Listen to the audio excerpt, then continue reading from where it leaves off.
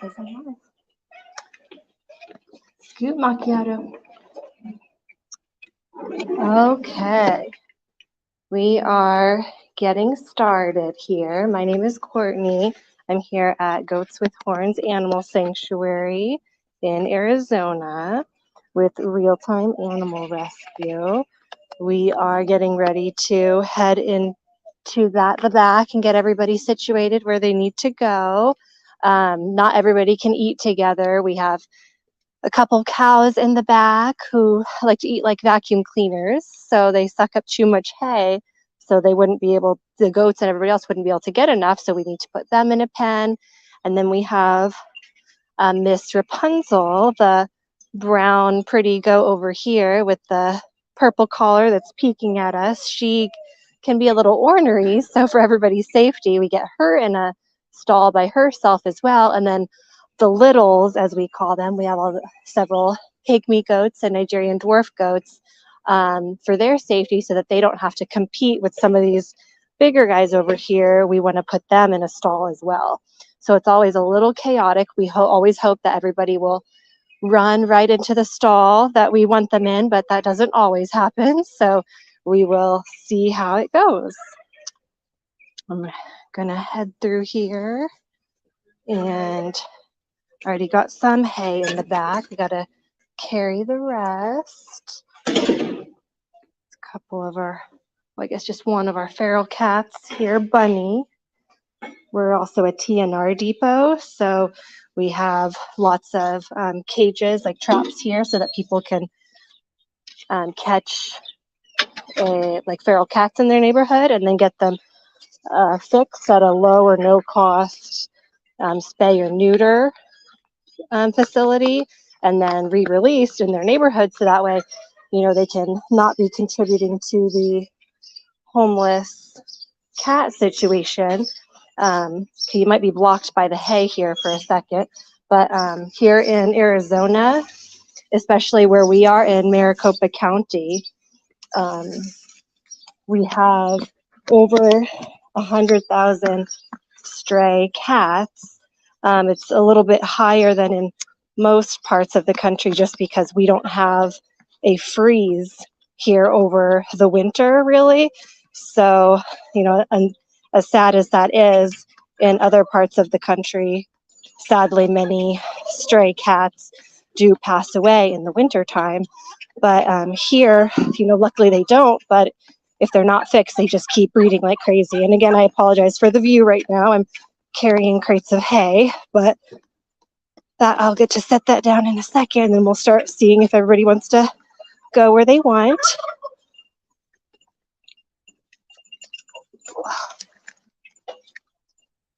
All right, let's see. Morning, guys. Okay, so the first one I want to get in is Rapunzel, just because she, like I said, she can sometimes be a little ornery. So we want to make sure that she goes into a stall so that she doesn't, you know, headbutt anybody. She sometimes goes after humans, and obviously she goes after other goats a little bit. They all do. They always are tussling and things like that, but we need her to go in a stall so that she doesn't decide to come after me. And for our safety, we do have these spray bottles that we reuse filled with water around. And so that way, worst case scenario, if, you know, she does try to come at me, I just give a little spray, and usually I don't even have to actually spray her. I'll just kind of spray near her, and then she's like, oh yeah, I don't want water on me. So then she knows where to go. But as you can see right now, she's not going in. So come on, Rapunzel. Come on, girl, let's go in. So you're getting to, you know, see a little bit of a more troublesome morning. Often she'll just run right in, but she's gonna put on a show for everybody right now. Come on, Rapunzel, let's go in so we can eat. Everybody's waiting. Come on, Pansy. Come on, let's go. Yeah, this is definitely real life. Everybody's milling around. They're like, come on, we want to eat, but got to get Rapunzel in. Okay, now she's like, okay, fine, I'll go in. Good morning, Norma. Good girl. So now I'm going to close her in a stall. Okay. Hi, baby. Okay. Try to tighten camera up a little bit. I can see it's jingling a little bit. Hopefully I'm not giving anybody like motion sickness. Let's see. You doing, girly? Okay, so I'm gonna grab a big tray of hate for our big girl Norma Jean over here. Yes, everybody's like a little extra hungry. It's a little bit later than normal. Usually we have breakfast earlier, but got a little bit of a late start, so everybody's extra excited and hangry.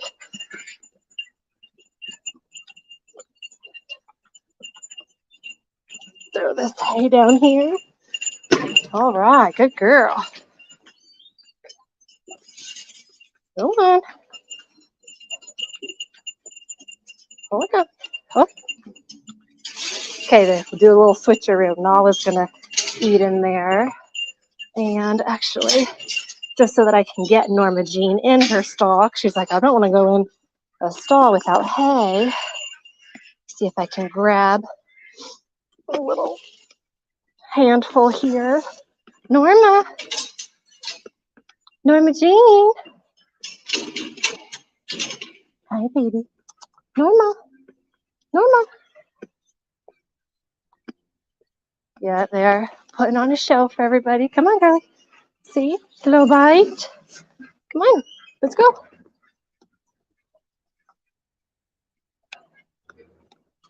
Come on, Norma. This is not Norma. This is Esperanza. Come on, Norma. Let's go.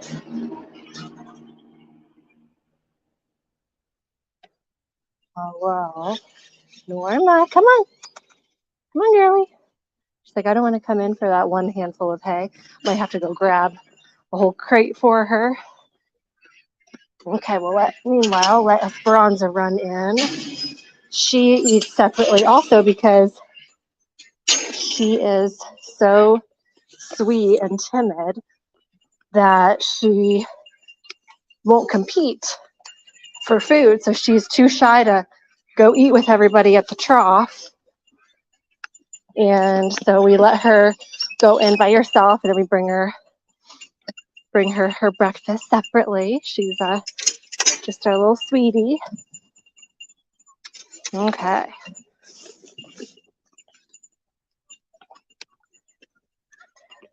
Try getting Norma in.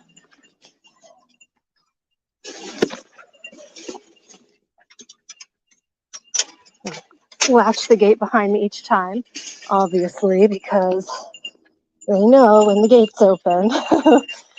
They'll run over to the chicken side and eat plants and bushes and things they're not supposed to, as well as maybe get into all the hay.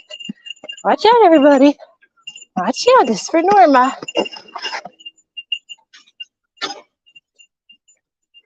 So, oh my, there we go. Well, chaotic. Come on, guys. Come on out. So we'll be sharing more about the white goat that you see right there. That's Snowy. He's been going through a lot lately. He's actually just recovering from polio, which I didn't even know that goats could get polio, but they can. And thank goodness we caught it really early, actually just last Monday. So technically it should only be Norma Jean in there. A couple goats snuck in. So we will sneak them out when we can. Actually, I might try to grab Snowy. I might try to grab Snowy now. Come on, buddy. Come on. Come on, let Norma eat. Good boy. Good boy. Okay. And in a little bit, I'm sure Gilbert will run over. Oh, okay. Come on, guys. That was Michelle. Michelle is the property owner here at Goats with Horns. Hi, Chocolate. Hi, Zeusy. Zeus also is recovering. He's had a little tummy bug. I don't know if any of you guys saw our short video yesterday, but he was getting a belly rub and he had just had a little bit of prune juice to try to help. Basically, he's super blocked up. He has like an inflammation, ileitis, I believe it's called, in his intestine. So we thought he was going to need surgery, and luckily he didn't, but he still is not, 100%. I'll leave that unlatched since you're right there. Okay. Drop one crate up here.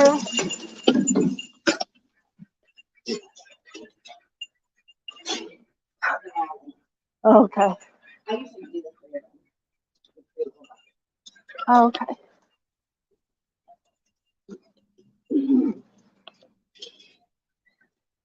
Thank you. Oh yeah, it's over there by the hay. Okay.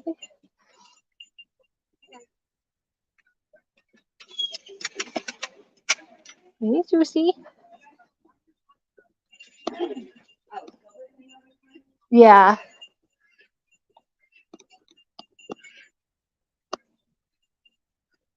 Gilbert snuck in. Okay, guys, get some in this trough too.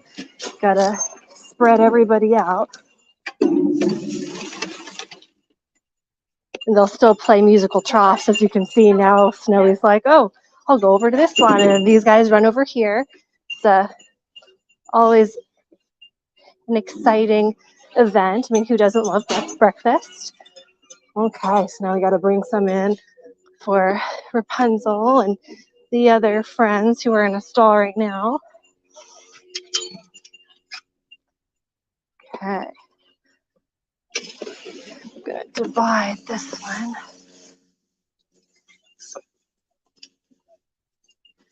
So that they will hopefully not fight over it. We'll see.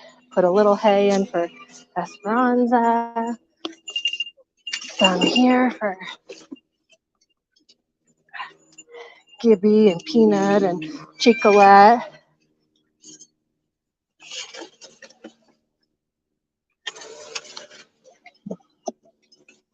Okay.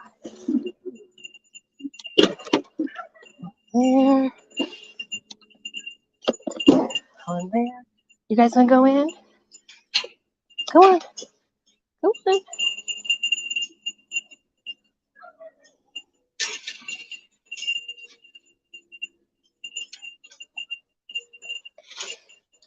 You let Gibby in with the littles? Okay. Okay. Oh. It's funny how everybody does the setup just a tiny bit different. Like Michelle puts Gibby in with the littles, and on Saturday and Sunday we don't put Gibby in there. We put just all the littles, but he is more of a gentle giant, so they have a better chance with Gibby than anybody else. Watch out, Susie, I got Gibby. Come on, buddy. Scoot over. Scoot over.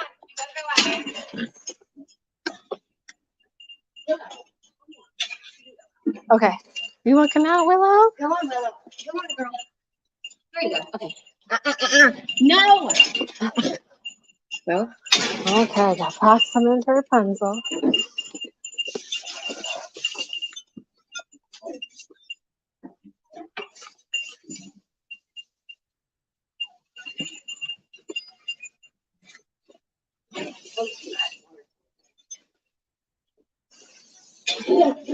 Here's another. Okay, you're good.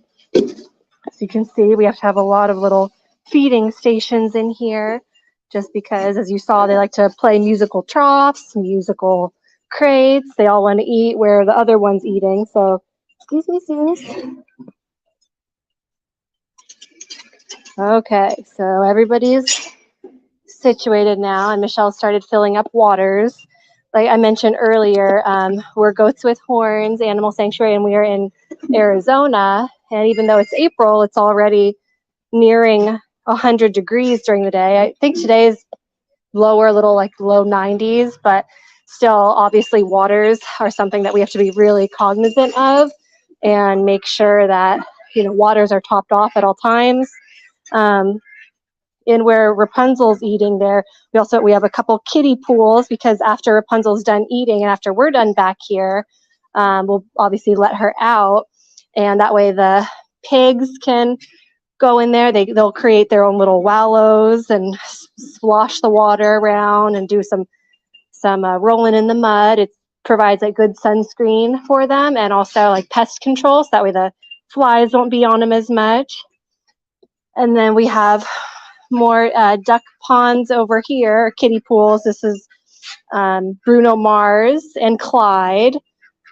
And then we have one more down here. Hi, Esperanza. I didn't forget about you. I'm going to grab you some hay too.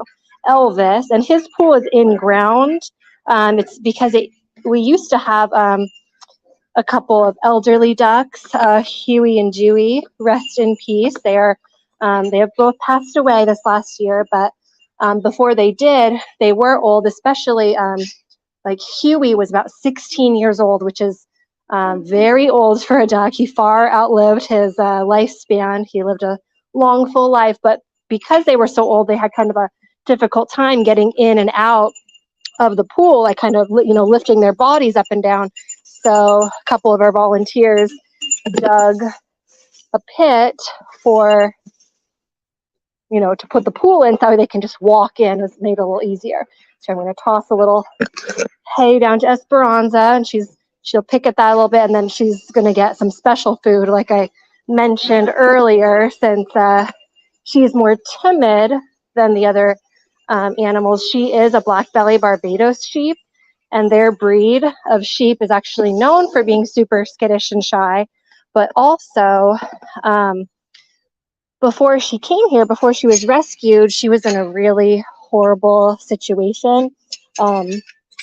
Most likely an illegal meat, like a backyard meat operation. They were not, I say illegal because they were not, registered with the USDA or FDA. And anyway, she suffered really horrific abuse. And so we thought, especially after going through all that, and just because her breed is known for being shy and skittish, we thought, oh, she'll probably never, want attention from humans, which we are totally fine and we would respect that. But after she recovered from her physical and emotional trauma, everything she went through, she is now like one of like the sweetest girls that we have, like always wanting attention and things like that. But so let's see, Michelle must have already grabbed her little bowl of food, must have just walked right past it. But anyway, yeah, so she's super timid and doesn't want to be bothered with eating at the trough with all those rambunctious younger sheep and goats. So we like to give her meals separately, just for her comfort, so that we make sure that she gets enough, and also that way she won't get bullied by anybody. Did you already get Esperanza her bowl of food? Okay, you know what?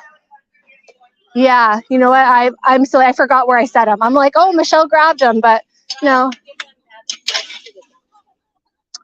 Probably another 30 minutes. Oh. So. I only put produce and some potatoes. Yeah, I usually take Esperanza hers now. Can take hers, yeah. But I'll wait on Gibby. And the cows already got their calming pellets. Yeah. I noticed there were some brown pellets in there too. Are those new? They're goat treats. Oh, okay. I just put goat treats in because we can't do greens anymore. Oh, okay. So I was like, all right, we got that bag of goat treats for the wedding. Why not? Yeah. And they can have the cob still, the cows. Yeah. We'll just use roast for Okay. Yeah, I totally forgot. So I come back and I'm like, oh no, Michelle must have grabbed it. I forgot because Poppy, one of the hens here, was trying to get at everybody's special food. So who all is who since you did this one? This is probably because there's no grains in it. It can go to anybody, but I think the bigger ones were for Gibby, Joey. I don't know. One of them, either Esperanza and Buttercup. But we have to get everybody out. Right. Okay. Okay. So I'll just take. Gibby in there, and then okay. So I'll just take Esperanza hers right now. Yeah. So it looks like she's got a couple chunks of banana, a little piece of pear, and then there's just a little sprinkle of glucosamine in there for her. Hi, Zoe. You'll see a bunch of the birdies already out and about. We do lock up all the birds at night in their coops because unfortunately, hi Pie Pie, we have had issue with predators. We've lost a couple birds to owls, and so now we have different alarms, and again, we lock them up every night. So because owls usually hunt overnight and also like at dusk, and so super early in the morning, and then before, right when the sun's going down, they will sometimes hunt, but it's usually overnight. So I'm just saying hi to Miss Pie Pie here. Miss Pie Pie, you might be able to tell, she has just one foot. Hi, girly. She hops around just fine, though. When she hatched, she had a bad club foot, and so her previous owners just amputated the club foot one. So she hops around. I think that's probably why they named her Pie Pie, like pirate, like a little peg leg. And it's funny too because birds, they have such a pecking order, and sometimes birds with special needs and things like that, they get picked on, and the other, basically birds are not very kind to their elders or anyone who's different. So they can sometimes be brutal to the other birds. And especially, you'd think they might pick on Pie Pie since she doesn't get around quite the same as everyone. And she's a little bit more petite than most of our chickens. But she is a tough little girl. She actually oftentimes won't even want to go in the coops at night with everybody else. She'll walk into this one smaller coop, just like, oh, this is my personal coop. I don't want to be with everybody else. So she handles her own. You can see one of the little alarms going off over here. I'm not sure how much the camera is picking up, but it's a very high-pitched noise, and then you can see like the eyes flashing. Those are motion censored owl deterrents. And then we have two of those, and then we have a couple sets of like blinking eyes. They just basically blink two red dots, and it's supposed to scare off owls. But the most important thing obviously is that the birds are secure in at night, because owls are smart, and they will also learn after a while, like, oh, that's just an alarm. That's not a real bird screeching at me. So we also do have a couple of, those plastic faux owls that we set up, and we move those around throughout the property so that they don't just sit in one spot. Hey, girly. Here goes Esperanza having some of her special food, and her son Suerte and some of the other guys coming over here to check it out, and they wish I would have left the gate open for them to steal it, but I'm going to get this old bowl out of here. So actually we had a couple of volunteers here yesterday afternoon who finished putting together a really large coop that we walked past a couple times. It's nothing fancy or specific about it, other than in case we ever feel like we need to lock up the turkeys. They are obviously quite a bit larger than our chickens, and they would not be able to fit comfortably in one of our small chicken coops. So, like I said, one of our volunteers brought his mom yesterday afternoon, and they worked on getting a couple of metal doors just all put together, so that we would have that coop as backup. It doesn't have a roof right now, though, so obviously it would not be secure from owls. But so far the turkeys have not been victim to an owl. We think maybe because they're so large, and also most of them roost way up high in this tall pine tree here. So there's five turkeys here that we have, and they've been able to stay together. But just a month or two ago, also a hawk swooped down during the day, which was scary. But one of the roosters, Giuseppe, he did his job and went over, and the roosters, a rooster's job is to protect all of their hens, and they will emit a very loud, high-pitched, specific noise, and it alerts all the females, all the hens, to take cover, like there's a predator. So Michelle was out here, and she actually heard him making this loud noise, and then all the girls go running, and then she saw the hawk swoop down. So we're so grateful that Giuseppe did chase them away, and but you never know, and there's nothing more sad and scary than thinking that your animals aren't safe. So you can see Zeusy here. I mentioned earlier, for those of you who might just be joining or you didn't watch from the beginning, Zeus has ileitis. I might be pronouncing that wrong, but basically it's almost like the equivalent of, if humans have like IBS or something like that. So a little over a week ago, he was doing, really bad. He wasn't eating. He was laying around. He was making some, sounds that, were, telling us that he was like in pain, something's going on. And it's definitely not like him to turn down food and to not come over and see his people. So we knew something was going on, and the vet came out, emergency vet, and did x-rays and thought she saw like a blockage in there. And so he was taken last Monday morning, he was rushed to emergency surgery, where they discovered that he did not need surgery.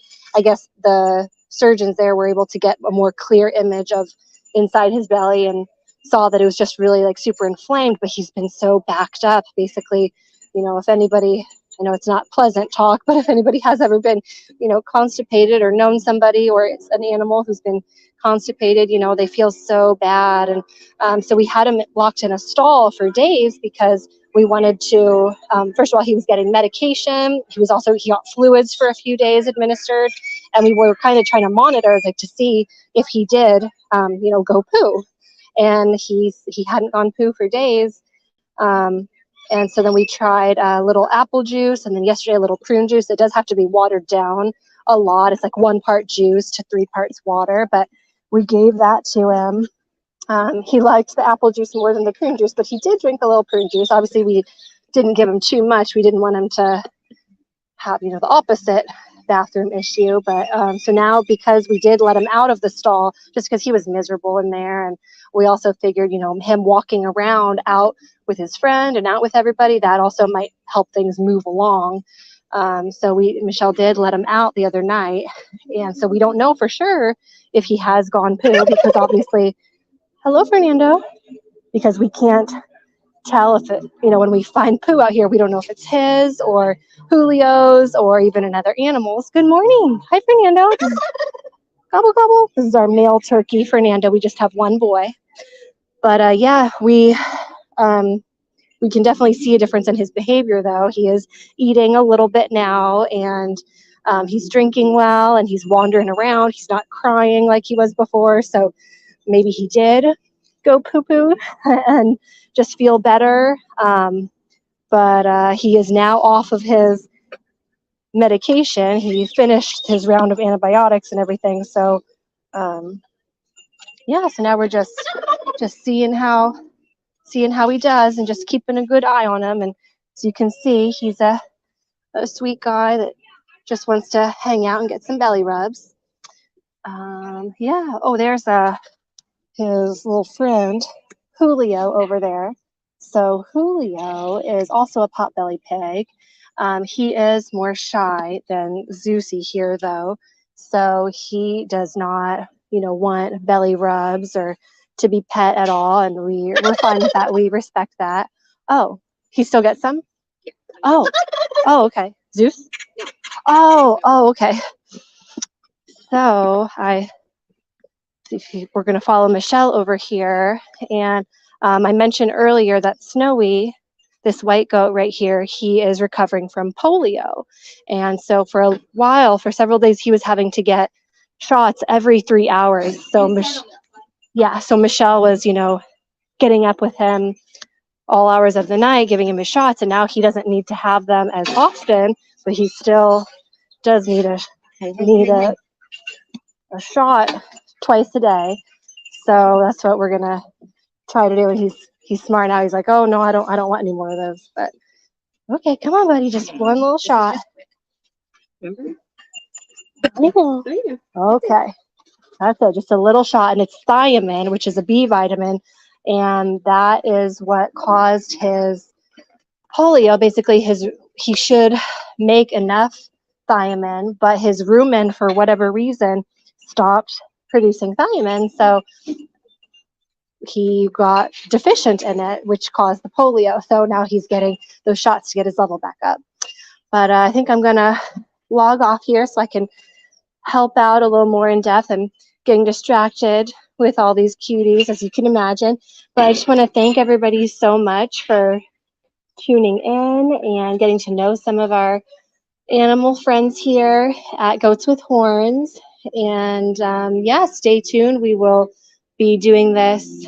It's possible next weekend for sure. We'll do a live stream Saturday and Sunday. And we have another volunteer who is going to be training on how to do the live streams. She's joining Real Time Animal Rescue Network, and she'll be here Tuesdays and Thursdays, but not quite sure if she's going to get that training in before this weekend. So anyway, thanks everybody. Gibby and we all say bye and have a great day.